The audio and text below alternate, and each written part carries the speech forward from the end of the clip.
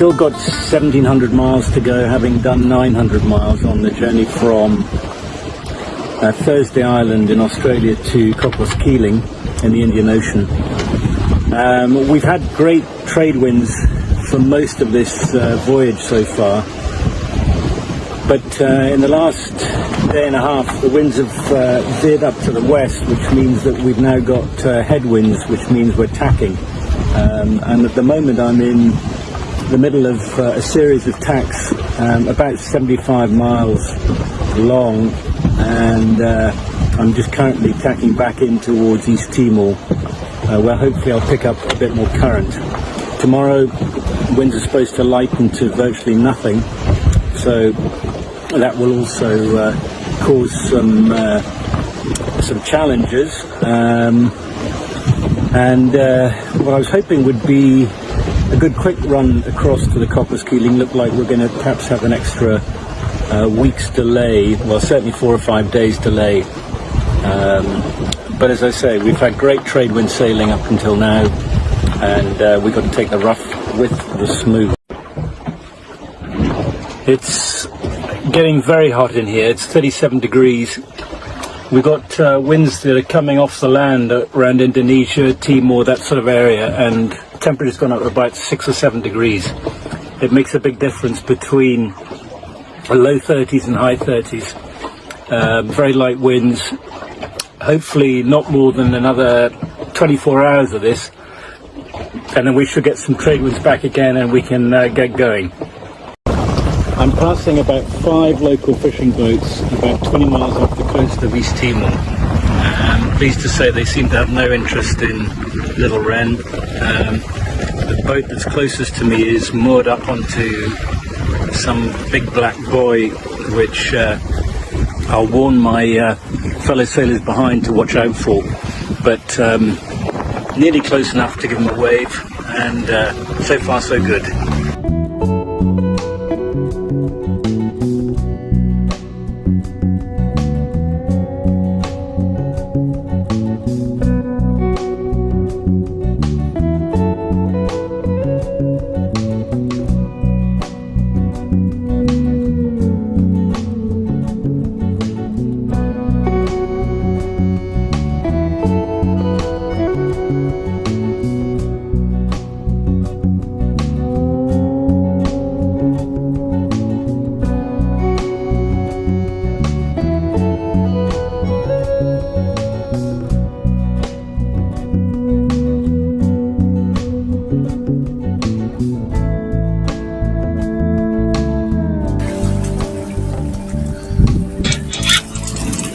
What a beauty!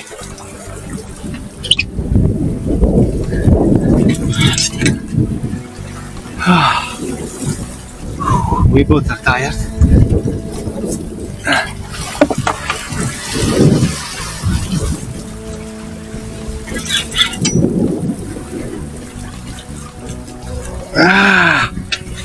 Mahi mahi!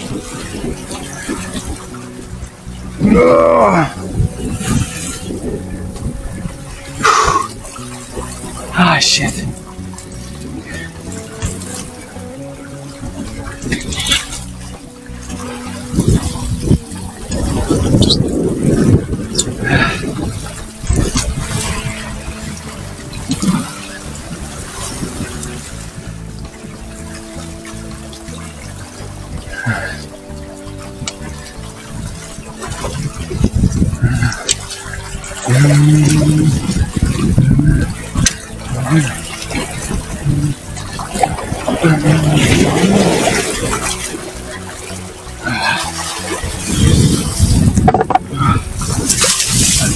Ah, shit!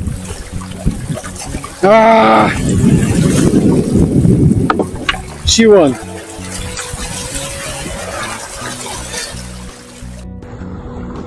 Hey guys, I just saw in the comments the tracker update that you would like to see the sails and the wake of the boat. Of course, that's no problem. So at the moment I've got the jib up and the full main.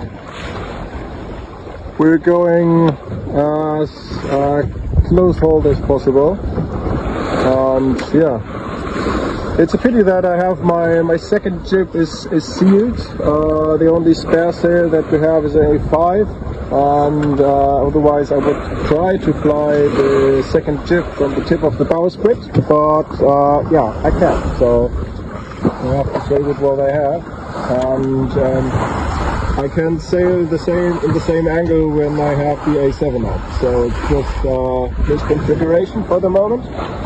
And the wake, we're almost planing.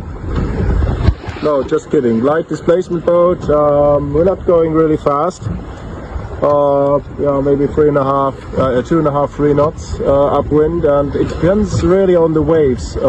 Sometimes there are a couple of steep waves, and they really stop the boat. If the boat slams into the waves, they can really stop it, and then we're going just sideways with the short keel that we have.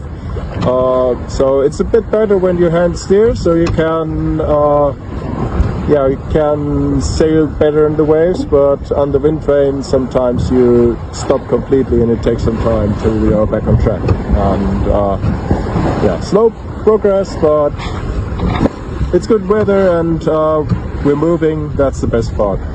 Bye for now. Hello friends, quick update from Argo. I think today was the worst day I had so far during the whole MGR. Since 1 hour we have wind again and we're actually moving a bit. Got full main up, jib and the A3, and yeah, we're not going fast, but at least we're moving. The whole morning was just terrible. No wind at all, but waves. The boat was moving a lot, sails were slamming, I was not going anywhere. If there was a slight breeze, the boat was just turning in circles. I couldn't get the boat on track. It was really, really bad. During the night, I was completely becalmed last night. And I used one of my outboard batteries to go with the engine. It didn't get me very far, so in 1.5 knots of following currents, I was going 2.5 knots with 45% of power. And yeah, it took 4 hours, and it was only 10 miles that I made. So it would have been 6 miles without the engine and just by the current. So the engine did get me 4 miles. Yeah, I saved the second battery because you never know what's coming, and just in case that I need it, I have one full battery. Gonna try to charge the old one during the next days. Let's hope that this works out. Yeah, what can I say? After more than 4 days of headwinds, actually going with closed reach, and we're moving, we're back on track. Finally I can go in the right direction. So yeah, let's look for some positive aspects of the last few days. I tried to. Bye for now. Hello friends, Christian from Argo here. So we've got a nice day today sailing. We've got lots of wind. The breeze did hold during the night, and yeah, let's have a look around how it looks like. We're in the afternoon. Of course the sails are going to put some shade on the solar panels when we're going west.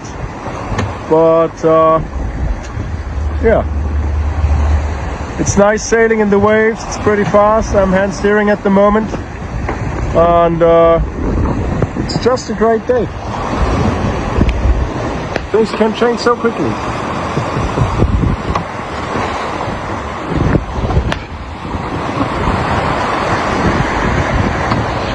Try to turn my hand around.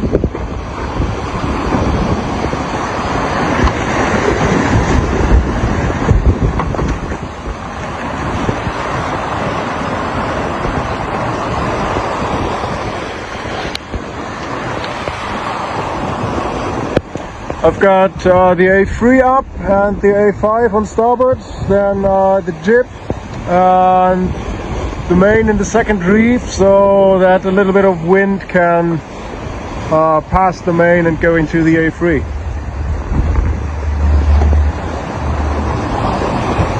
Would be too much to go for a closed reach, but for going straight downwind it's perfect. But requires hand steering, of course.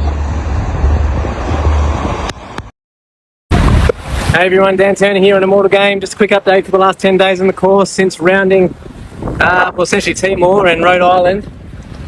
Been trying to control the north side of the course this week, apart from a couple of areas, had to dip south a bit to get under some negative current, but that's kind of been my strategy. Hasn't quite worked as well as I would have liked.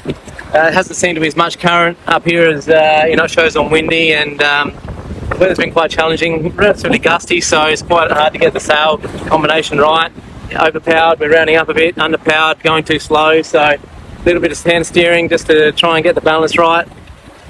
Currently south of Christmas Island, and as I said, coming up to Cocos Keeling, around about 450 miles away, and it's going to be quite windy, 30-35 knots as we're coming in, so just trying to get a bit of rest and get ready for that little section. But all in all, going pretty well out here, and can't ask for too much more. I've managed to work my way up in second place, and trying to catch Renault. It's not working as well as I would have liked either, but we've got to keep at it. And otherwise all good on board, all healthy, looking after myself, missing everyone back home. Keep following, guys. Thanks for watching, and your support is much appreciated. Keep in touch. Cheers. Good morning, this is day 10, the morning of a Sunday morning, I think it is. You lose track of time out here on Sun Bear. Beautiful morning this morning, as you can see. It's blowing about 4 knots of breeze, very light, but we're moving along up the coast of the Indonesian islands.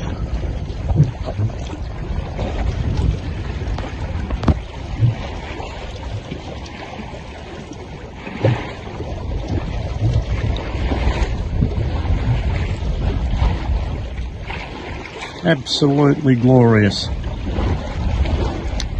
Just had breakfast.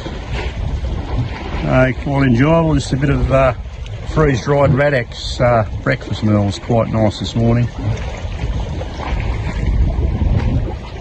All is well on Sun Bear. Take you down by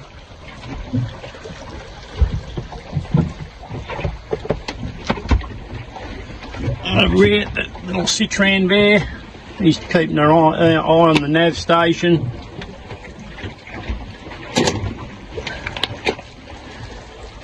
We did all our log this morning, paper charts.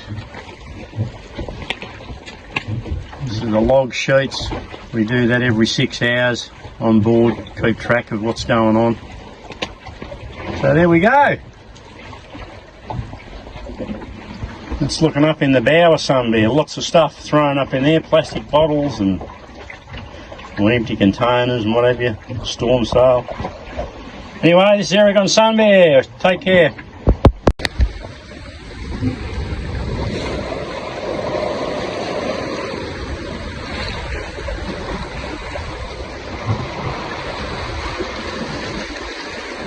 This is Sun Bear, kite dancing to the music. Beautiful day out here, but light conditions.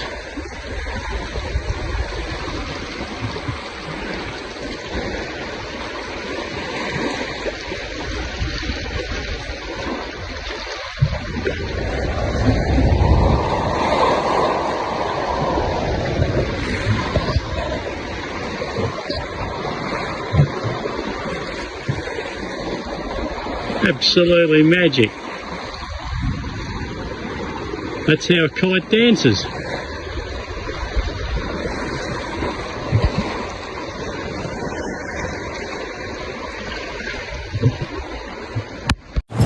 On days like today, when the boat is sporty, making you lose interest in cooking, it's better to inform the bar about your outdoor plans and relax.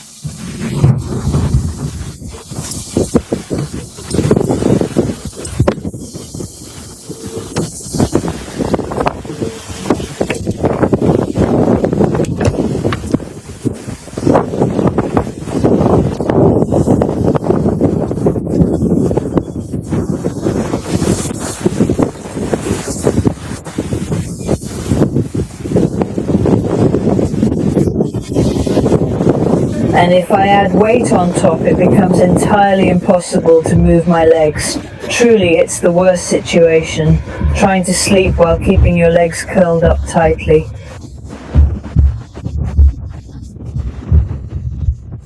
The most important thing, I imagine, is that if I used to cook there on my knees, now I cook here sitting down, because otherwise I am unable to cook well, because it is very complicated to cook from below my knees. Well, those are some of the drawbacks. I'll board the rest. Everything's fine. Thank you.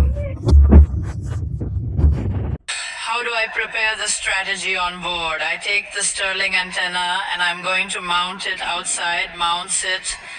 I've been here temporarily and I connect like a modem.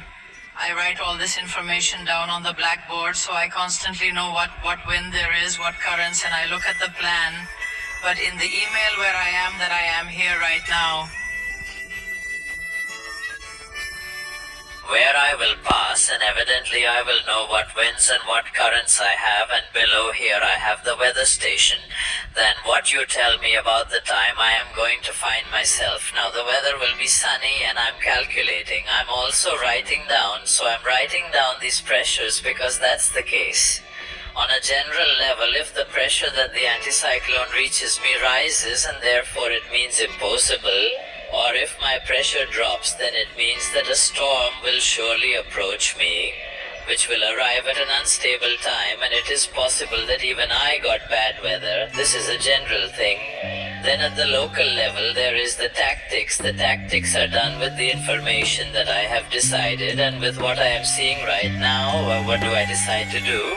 And the weather information is not always reliable, but hey, at least you have a guide that goes well until later.